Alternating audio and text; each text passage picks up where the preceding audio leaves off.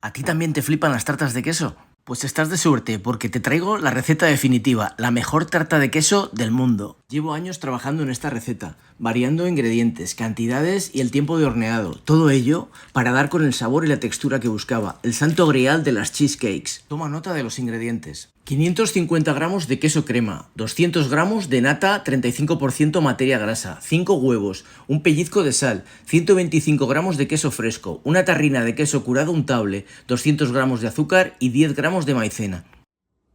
Antes de empezar, precalienta el horno a 190 grados, con calor arriba y abajo y con el aire encendido. Vamos a ir poniendo en un bol todos los ingredientes de la tarta de queso. Los 550 gramos de queso crema, añade 200 gramos de azúcar blanco, 125 gramos de queso fresco, 5 huevos, un pellizco de sal de añana, 200 gramos de nata 35% materia grasa. Añade también una tarrina de 125 gramos de queso para untar semicurado, que le aportará sabor y personalidad a la tarta. Mezcla todos los ingredientes con ayuda de la batidora hasta que se integren perfectamente.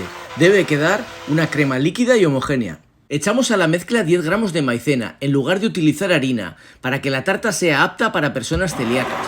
Volvemos a mezclar con la batidora para que se integre bien. Corta un cuadrado de papel de horno o papel vegetal y estrújalo con la mano para poder darle forma y que se adapte fácilmente a la forma del molde que vamos a utilizar. Cubre con el papel estrujado un molde desmoldable metálico para repostería de 28 centímetros de diámetro. Vierte todo el contenido del bol dentro del molde y llévatelo al horno. Coloca la tarta en el segundo nivel del horno y hornea a 190 grados con calor arriba y abajo y con aire durante 30 minutos. Transcurridos 30 minutos, la tarta de queso ya está lista. Mira qué pintaza tiene, cómo tiembla el interior. Saca la tarta del horno para que se enfríe a temperatura ambiente. Una vez que la tarta se haya enfriado, déjala reposar en el frigorífico durante 3 horas.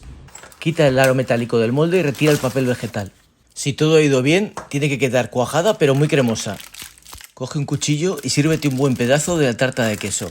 Comprobarás que la tarta tiene un delicioso sabor a queso con un dulzor muy equilibrado.